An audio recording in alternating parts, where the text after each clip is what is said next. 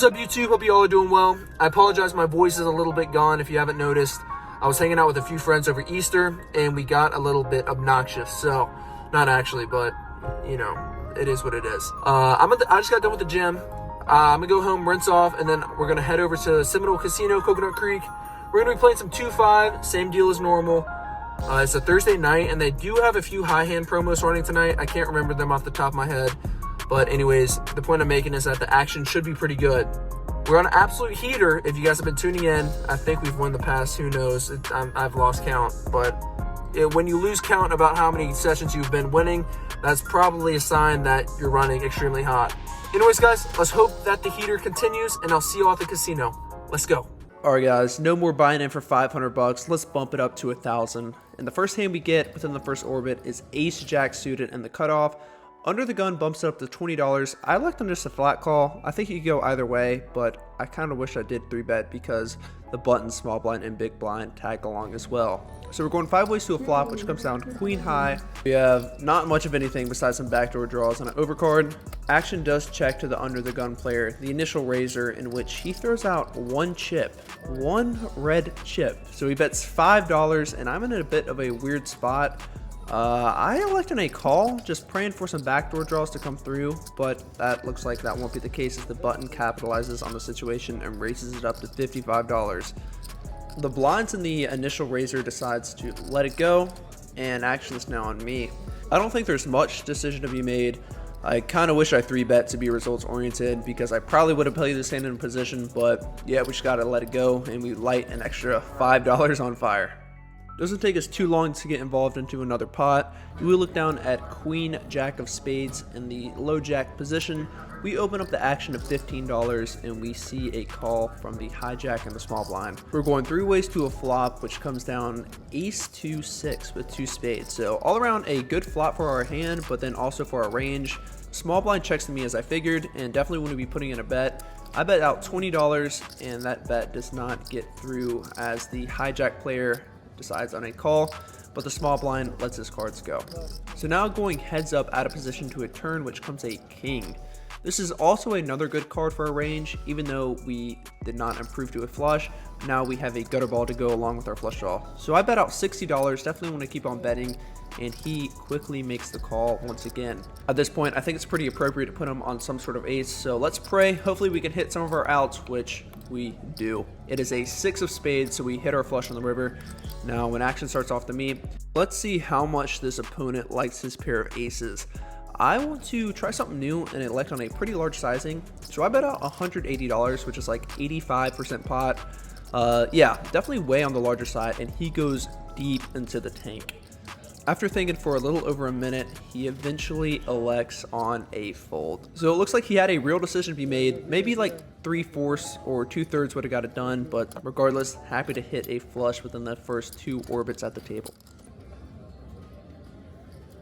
Alright guys, I got some exciting news. So before we go over this hand, let's talk about Rad Poker. What Rad Poker is, it's a heads up no limit app in which you only have 6 seconds to act in each hand. As you can see here, I flop top set, look at that. And the one thing that's cool about this app is it directly improves your live poker play as well. So if you're someone like myself who normally plays live poker, your decision making skills and heads up situations increases a good bit. So as you can see here, we won that match. Our Rad score went up 9 points. My goal is to be on the top 10 Grandmaster list here shortly. Right now, we're a bit shy of that goal as we are in 18th place on the profitable list, which means that we're in 28th place out of all the players on the app. Looking forward to seeing all y'all on the app. Y'all can get it one of 2 ways. Just search Rad Poker on the App Store or click the link in the bio. One thing that I do want to let you guys know, just so you guys are aware, to be honest, if you're up against a player named Harry B. Poker, that game you guys will most likely be losing. So no, I'm kidding guys, but in all seriousness, looking forward to playing up against you guys on the app, and hopefully y'all can accumulate a Rad score that is higher than mine. All right y'all, let's get back into the hand. We have 2 red 7s in the under the gun position. We bump it up to $15 and we only get 1 call from the small blind. Going heads up to this flop with around $1,100 in our stack. which comes down 10 high, but that 10 is accompanied with a 7. So we hit middle set and action checks to me. Definitely would be putting in a bet on a flop like this, so I bet out $25, and he doesn't think for too long and makes the call. Going heads up to a turn, which is a 10. So we fill up on the turn, which looks like a pretty good card. He checks it to me, and now's a question whether I want to be betting or checking. There are a few draws on board, such as some flush draws and some trace draws, so I like on a check to see if those draws can catch up. If he has a 10, we'll probably be stacking him on the river regardless. The river does not complete any draws whatsoever. It is a 2 of hearts. So at this point, basically, we're just praying that he has a 10, but it does not look promising when he checks it to us. When he checks it to us on the river, we're just going to have to pray that he has some sort of 10 that he might be trying to slow play. I don't think we'll get much value out of anything else, maybe like a 6 or 7, but I don't know how many of those he's going to have in the small blind regardless. So I go with a massive overbet to $110, and he quickly lets it go. So I don't really hate the bet. I don't think we're getting called regardless, but happy to take it down. So for the next few orbits or so, we get a stupid amount of pocket pairs in which we try to set mine, we call raises pre-flop, but none of them capitalized. We were unable to hit anything. So we need to get some of that money back, and what better hand to do that with than Jack 9 of spades. We're in the small blind, and the hijack elects on a limp. The cutoff, an extremely aggressive player, 3 bets to $30. The button elects in a call, and action's now on us. Jack 9 of spades definitely is not worthy of a flat call. So let's try to deny some equity and put in a 3-bet. I size up to $130, obviously hoping to take it down now, as Jack 9 is probably behind these guys' hands regardless of what they have. So it folds back around to the cutoff, in which he elects on a fold, and the button folds as well. So with that action, we make around $70 without even seeing a flop. In this next hand, we look down at ace queen of hearts in the small blind. Exactly 1 orbit later, the button decides to open up the action to $15, and now let's put in that 3-bet, this time for value. I size up to $50, and he doesn't think for too long and makes the call. The big blind gets out of the way, so we're going heads up to a flop, which comes down 10-5-5. A pretty good board, all things considered, and versus an active opponent, I elect on a check to either let him try to bluff at it, because again, we most likely have the best hand, and there's a lot of good turn cards. Sure enough, he throws out a bet of $55, and action's now on me. If you guys have been watching me for a little bit of time, you guys know that I hate playing hands out of position and being on the defensive end. So let's put in that raise to 1, deny equity, and 2, basically because I think I honestly have the best hand at the moment. I bet out $175, putting any overcards to the test, and it looks like that worked as he snap lets his cards go. A bit unorthodox, but to be honest, checking it probably got us the maximum in this hand, so can't complain on that one. Happy to take it down. As I'm doing the voiceover, I start laughing so hard. Look how fast I... Did you guys see how fast I checked my cards? Anyways, I have pocket kings and a... Look how fast I'm checking my cards! Oh, what am I doing? Anyways, we raise it up from early position and he call from the small blind. Flop comes down king high. You guys know the deal. We always flop sets on the channel. Having the whole board locked up, we can't do much of anything to check, so that's what I do, praying that he catches up in one way or another. Turn is another 6, so we fill up once again on the turn, and this time we got to bet a little bit for value. I bet $10, and luckily he calls, so we're getting a little bit of value with our top boat. River is a 8, so maybe if he has a hand like 5-7, we can get a good amount of value from that. I don't think we can get value from much of anything else. I bet out $20, and it looks like he does have something. So he calls, and we show, and sure enough, we're good. So we probably get a little bit more value than, expected. So happy to take it down. In this next hand, I forget the exact run out, so I don't have graphics. Anyways, we have ace king, there's a 10 high board, and we fire on 2 streets, and we take it down on the turn. This next hand is amazing. We have 6-8 offsuit in the big blind. Under the gun bumps it up to $20, and there's 4 callers to me. Definitely not advised in the long run, but I'd like on a call getting a decent price, and thank the Lord I did as we flopped the absolute nuts. It checks to the small blind, which is my boy Henry, and he throws out a bet of $15. Henry, thank you for this donation, but we have to bump it up a little bit with all the draws available and the amount of players behind. So I raise it up to $50, and as expected, it does fold back around to Henry. but he elects on a 4-bet to $140, sitting with around $400 behind.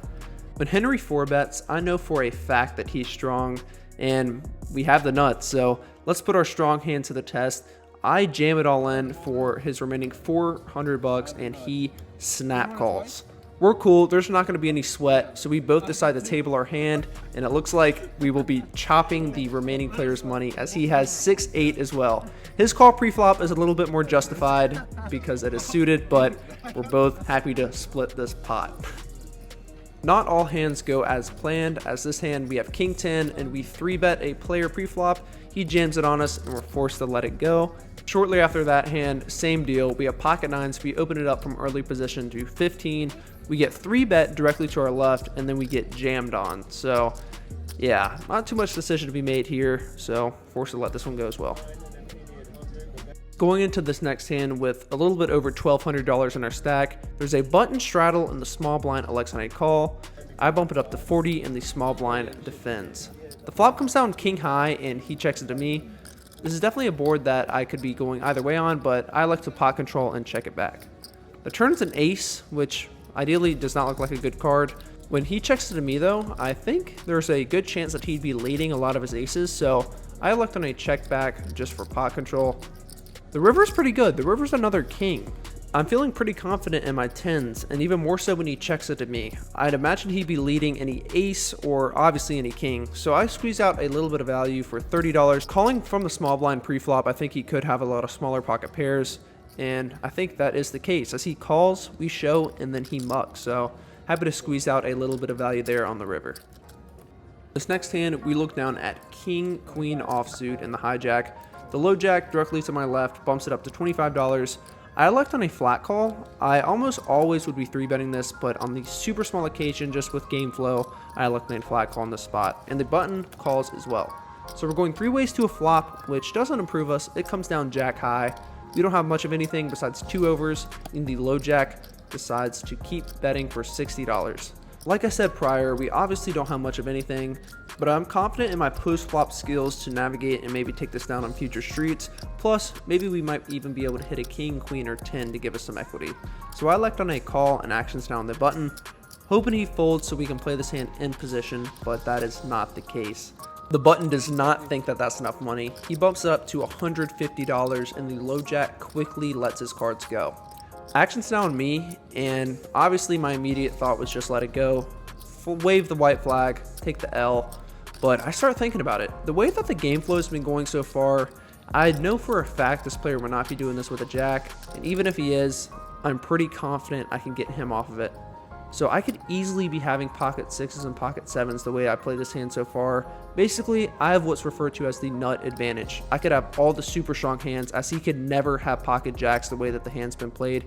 He would always 3-bet that on the button.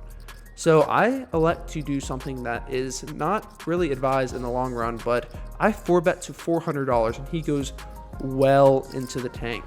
He tanks for around a minute and a half and he eventually folds. So you guys know me, I gotta show the bluff, and we scoop down a pretty big pot purely with aggression. After that hand, our stack is slightly shy of $1,500, feeling pretty confident and feeling even more so when we look down at the same hand. King, queen, once again, you know we gotta play it. We open up the action of $30 and the button calls. The flop comes down 9 high with 2 diamonds, so we just have 2 overcards and a backdoor flush draw. On a flop like this with a lot of good cards that can improve us, there's no reason to check. We definitely want to bet to try to just take the pot now, but if we get called, again, there's a lot of cards that can improve us. We bet out $35 and the button quickly calls. So planning on firing on a lot of turns in which an ace of clubs should be one of the cards that I do fire on, as it hits my perceived range. This time I elect on a check purely just because I just showed the table to bluff, so my image is kind of whack right now. But luckily the button checks it back, so we can see a free river, which is a 6. I know for a fact the button would be betting any ace on the turn, so maybe our king high is actually good here. Hoping to see a cheap showdown when I check it, but the button isn't going to let that happen. He throws out a bet of $85. Kind of annoying spot, but At the same time, this player has been extremely active, and I know for a fact he'd be betting any ace on the turn. Also, this player has taken a lot of marginal hands to showdown, such as like middle pair, so I'm confident that he probably would not be value betting any of those. I think you guys know where I'm going with this. I start talking to him, and as you guys can hear here, Am I about the hero call? I say that out loud, trying to get some sort of response from him. He appears unfazed as he stares directly at me, and as a lot of you guys know, when people stare at you and try to look tough, it's normally a pretty obvious tell that they're weak. So I asked him directly, You have a good hand? Outside of How good is your hand? anywhere else in there. he responds with, "It's all right," and kind of like shrugs. I think you guys know where I'm going with this. With the flush draw missing, knowing he does not have an ace, and with a pretty brick river, and just knowing he will never bet marginal hands, I elect on a call. After I call, he gives us that face and says, "We're good." I'm still not truly convinced that we're good, so I wait for him to show, and sure enough, we are good. He shows queen 10 offsuit, floating the flop with absolutely nothing, and we take down a $300 pot like an absolute boss. In this next hand, there's a button straddle. The small blind calls the $10. We bump it up to 40 with red queens. You absolutely love to see it. We get a cold call from the low jack, and every other player lets their cards go. The low jack is the same player that we just got involved in, that we just called down with king high in the prior hand, so there might be some slight grudges, but yeah, just something to note going into this hand. The flop comes down 10 high with 2 spades. Not the most ideal flop, but we have an overpair, can't complain too much. We definitely want to keep on betting. I throw out a bet to the tune of $40, targeting any flush draw, any 10, but the low jack elects that that is not a appropriate amount. He thinks 40 is too small. He min clicks to $80 and actions now on me. Even though we just got involved with each other, I've never seen him min click anyone at the table, or raise for that matter. I don't think he'd play a flush draw this way. He does have around $500 behind, so I could re-raise and then jam the turn, but I like to just flat call this to evaluate a turn. To the naked eye, the turn does not look that good. It is a ace, so we no longer have an overpair, and action starts off with me. I elect on a check, but I also don't hate leading on this card as well. I know this player would not be playing an ace high flush draw this way, just because ace high has a lot of showdown between me and him heads up. When he bets out $80, I still think it is a bit early to fold. It kind of does feel like he's trying to sniff out value, maybe targeting any ace that I might be having with maybe a flop straight or a flop set. But again, I think it might still be a tad bit too early to do fold, so I elect on a call. Praying to see a clean river, which looks safe to me. It is a 3 of clubs. I check and he snap checks it back. Now feeling very confident, I table the queens and he shows 10-9 of spades. Knowing he had that exact holding, I'm very surprised that we didn't get all the money in pre-flop. I'm sure if I would have re-raised, he would have probably jammed and we would have been forced to call. So probably missed out a little bit of value from that perspective, but we cannot complain when the chips come our way. I'm sure you guys remember Henry in the hand that we both flopped a straight. The online crusher said that this was going to be his last hand, and he was shipping any 2 cards. Henry didn't have that much money behind, only around $150, but that is what he does. He ships it. I call with one of the best holdings I could have in the spot. All the other players get out of the way as I figured, and we're in about the best shape that I probably could have imagined. Henry tables 5-7 of hearts, so we basically just need to fade some hearts and maybe some straight possibilities. The flop looks about as good as possible, but the turn is suspect. It is a 3, and you guys will not believe the river. It's another ace. We scoop it, and Henry is a good sport.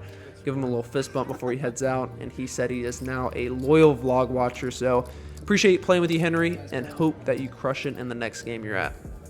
That was the last eventful hand of the session, but we do get one more. We have pocket 9s and we raise it pre-flop. We get one call. The flop comes jack high. We c-bet. We get called. The turn is a queen. I check it this time. He checks it back. River's a king. We check, and he has jack 10.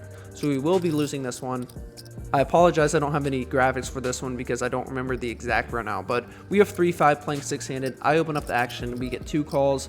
The flop comes down 5-4-8, I think. I put in a c-bet, get called, turn a river, I forget. but our pair of 5s is good. And that will be the last hand of the night. We were in for 1,000, out for 2,080, so a profit of 1,080. What is up, YouTube? So we just wrapped up the session, and as you guys saw, it was another amazing session. I'm very happy with the way I played tonight. We were in the game for $1,000, out for $2,092, so a profit of $1,092. I'm very happy with 2 plays in particular. One play is calling down with king high. Just 100% made the right read and analyzed the situation and made the correct decision. And then also the other king high hand, both hands I had king queen. Happy to take those down, but also something that I have been paying more attention to is the mental side of poker, meaning that essentially just staying in the moment at the table, forgetting about past situations at the table that, you know, can put you on tilt.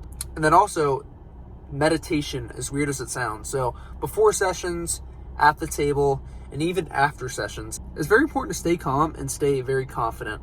Tonight is a good example of where the mental side of poker did play a role in my game. Just being very confident in myself made me do the check raise bluff with nothing but king high, and then also call down with king high. So situations like that is definitely good. Happy. I do feel like I'm getting better every single day, which at the end of the day, that's all you can do. Once again, guys, I appreciate the support as always, and I'll see you guys on the next one. Peace.